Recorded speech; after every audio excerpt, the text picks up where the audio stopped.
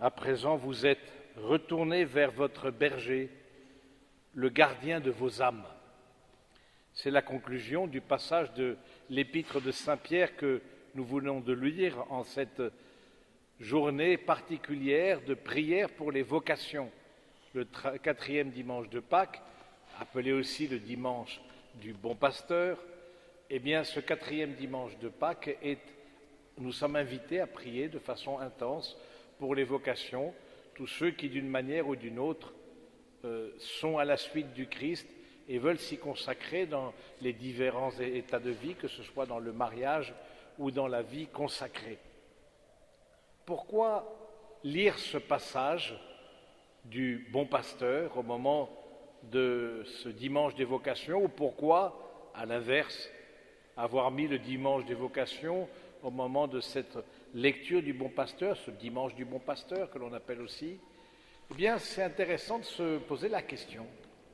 Et je me la suis posée en préparant l'homélie. Quelle relation il y a entre ce passage dans Jean 10, c'est le passage vraiment, c'est le chapitre du pasteur, le pasteur qui donne sa vie pour ses brebis. Eh bien, et quel rapport entre ça et puis les appels que nous avons reçus? Je crois que le lien, il est dans le fait de rentrer dans une logique de don. L'appel, c'est d'abord prendre conscience que notre propre vie nous a été donnée. Nul ici ne s'est donné sa vie à lui-même. Chaque vie est une vocation, parce qu'il n'y a pas de vie inutile, de vie qui ne servent à rien. Chaque vie est une vocation, chaque vie est un appel, et le premier appel, c'est l'appel à vivre, que nous avons reçu par nos parents, bien sûr, mais nous le croyons aussi par l'action du Seigneur qui, passant par nos parents, nous a rejoints. Et déjà, revisitons la manière dont nous pensons le sens de notre vie. Parce qu'à travers la vocation, c'est vraiment ça, cet appel que Dieu lance à tout son peuple, et à nous en particulier, de le suivre. C'est-à-dire de rentrer dans une dimension de don, et de don de nous-mêmes, et d'un don pour toujours. Et il est deux manières de répondre, en tout cas, à cette logique de don, dans les grandes vocations, on peut dire, établies, ce qu'on appelle les états de vie. Deux grands styles d'état de vie, à la fois la vie consacrée dans le sacerdoce ou la vie religieuse, ou alors la vie consacrée, on peut dire, dans le mariage. Suivre le Christ dans la vie matrimoniale. Et dans les deux cas, c'est rentrer dans une logique de don.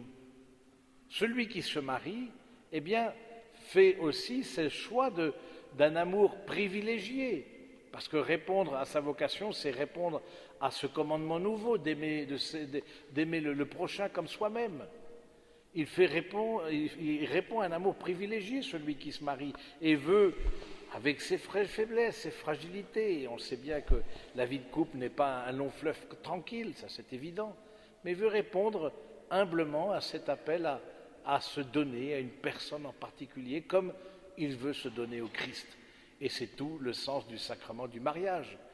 Dans le sacrement du mariage, c'est précisément ça, c'est le don au Christ se fait par l'intermédiaire du conjoint.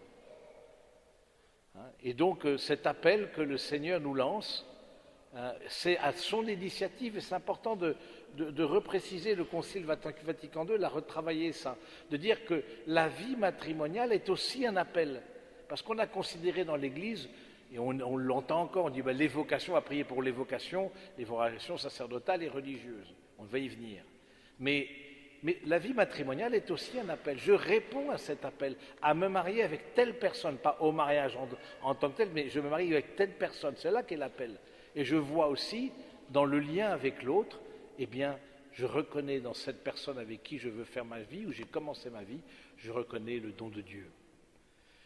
Mais il est aussi une autre forme d'appel que dans la vie consacrée, dans le célibat, que ce soit la vie religieuse ou la vie sacerdotale. Et certainement, le lien avec le bon pasteur fait penser aussi au rôle du prêtre, le prêtre qui est le pasteur, qui est le gardien de nos âmes, celui qui nous guide, celui en particulier, le prêtre qui est impliqué en paroisse. Il a ce rôle de se donner pour que le peuple dont il a la charge, cette portion d'église dont il a la charge, puisse rentrer dans les verts pâturages.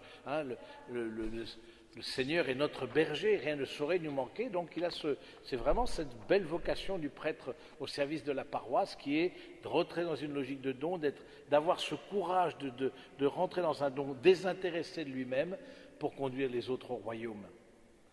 Et cet appel à la vocation est aussi une réponse au commandement nouveau, non pas de façon privilégiée comme la vie matrimoniale, mais de façon universelle. Celui qui se consacre dans le célibat, dans la vie sacerdotale, la vie religieuse, a le désir de rejoindre chacun, de ne privilégier personne pour être à tous, de renoncer, et c'est souvent questionné, à former une famille pour pouvoir être de toutes les familles. Oui, nous croyons que cet appel à la consécration dans le célibat, quelles qu'en soient les formes, sacerdotale, religieuse ou de laïque consacrée aussi, renvoie au fait qu'il y ait des personnes qui sont appelées dans le peuple de Dieu à être des signes de sa miséricorde et des signes d'un amour universel, comme ces humanités de surcroît, ces frères et ces sœurs universels, comme le disait Charles de Foucault.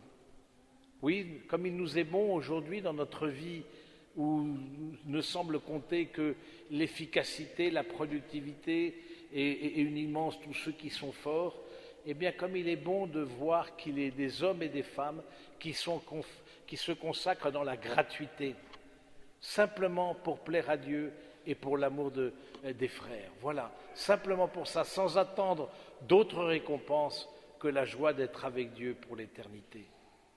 Oui, ça nous dit quelque chose de ce qu'est la fécondité de toute vie. La fécondité de toute vie, elle est dans cet amour désintéressé que je porte à l'autre qui est dans mon couple, que je porte à mes enfants, que je porte à mes frères de communauté, à ceux dont j'ai la charge comme prêtre dans une paroisse. Cet amour désintéressé qui va faire que ma vie va porter du fruit.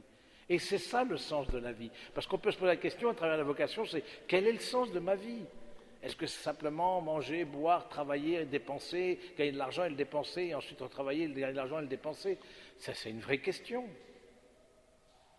Eh bien, nous croyons qu'il est un sens de la vie qui s'enracine dans la gratuité, et chaque religieux, chaque consacré en donne témoignage. Donc c'est important aussi pour, en particulier les jeunes, mais qu'ils se posent la question, est-ce que je suis appelé ? Est-ce que le Seigneur, est-ce que déjà on s'est posé la question ? Et comment on y a répondu ? Une chose qui m'interroge, je vous le confie dans toute simplicité, je connais quand même pas mal les familles qui sont dans le Compiègnois et je suis quand même très interrogé que ça fait longtemps qu'il n'y a pas eu de séminaristes dans ces familles. Il ne s'agit pas de culpabiliser les gens parce que vous êtes des familles pratiquantes, beaucoup, en tout cas c'est un terreau très fertile, Compiègne, on va le dire simplement, et très privilégié, pas seulement économiquement, spirituellement. C'est une question que je me pose. C'est une question, est-ce que cet appel-là a été relayé dans les familles, modestement, parce que ce n'est pas vous de répondre, bien sûr, mais en tout cas comme une proposition qui aussi serait bien accueillie. Est-ce que certains jeunes s'inhibent aussi ? Et c'est vrai que, d'une certaine manière, c'est le peuple de Dieu qui génère les vocations. Et du coup, voyant un petit troupeau, voilà, il dit, mais bon, je vais me donner pour... voilà, et peut-être ne sont pas assez encouragés dans le don d'eux-mêmes, dans la vie sacerdotale singulièrement. Au service du peuple de Dieu, il y a une vraie demande. Voilà, je m'interroge, je me dis... est-ce que les vocations, c'est un peu comme les autoroutes, hein, c'est-à-dire, oui, c'est très bien, mais chez les autres. Hein, et du coup, je ne veux pas trop en parler, et parfois même de certains, de familles catholiques, particulièrement chez les femmes, hein, qui sont appelées, ne sont pas forcément très bien accueillies, soutenues par leur famille. Posons-nous la question. Quand une communauté aussi riche et aussi spirituellement dynamique comme celle de Compiègne, voilà, ne génère pas des vocations, ou très peu, en tout cas, où je ne suis pas au courant, dans le secret des cœurs, déjà c'est fait, mais voilà, en tout cas que chacun se sente comme partie prenante, parce qu'à travers la vie consacrée, il y a ce signe de la gratuité. Il Il y a ce signe d'un amour désintéressé. Et comme notre monde en a besoin, comme notre monde en a besoin. Et je suis un fervent défenseur du célibat sacerdotal, souvent attaqué. Fervent défenseur parce que précisément c'est un signe qui n'est pas compris. J'aime bien dans la parole qui nous a été donnée, hein, Jésus qui dit, voilà, ou plutôt Saint Jean qui dit, ils ne comprirent pas qu'il parlait d'eux, en parlant des pharisiens. Parce que c'est vrai que pour comprendre le célibat choisi, ce renoncement fait de tout cœur à fonder une famille pour se donner à tous, eh bien il faut avoir une autre clé de lecture que la simple fécondité humaine.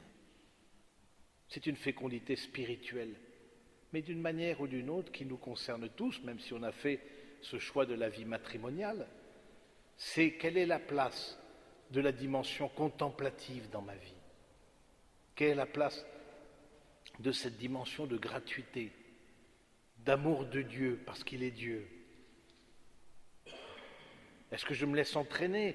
Et j'aime bien cette question de voix, d'écouter la voix du Mont Berger, parce que c'est vrai, moi qui travaille beaucoup avec les jeunes, etc., je vois combien bien beaucoup s'adressent aux jeunes. Beaucoup s'adressent, mais pas comme le Mont Berger, avec d'autres désirs, de s'en servir comme voilà, des instruments de consommation, s'en servir parfois pour les détourner du vrai bonheur. Et il y a beaucoup de voix qui s'adressent aux jeunes, qui ne sont pas la voix du bon pasteur. Donc ça veut dire qu'il y a un discernement à opérer dans ce qu'on peut ressentir dans notre cœur. Alors oui, frères et sœurs, je pense que c'est le moment, cette dimension contemplative, en tout cas nous y invite, à nous recentrer sur le Seigneur, à faire intérieurement, comme chasser toute forme de pensée, toute forme de pensée du monde, d'agitation. On le sait bien, le monde agit par distraction, Dieu, lui, agit par attraction. Toutes ces forces centrifuges qui peuvent nous habiter, ça ne nous aide pas. Ça nous éloigne de nous-mêmes, quelle que soit la vocation à laquelle on est appelé. Toute vocation a aussi une dimension contemplative.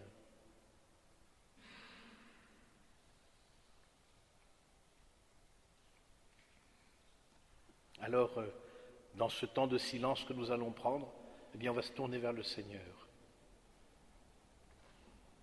On va demander au Seigneur qu'il nous parle.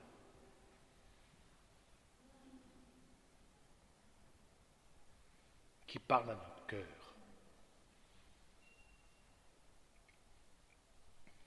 Et nous, comme ses disciples, nous lui disons, parle Seigneur, ton serviteur écoute.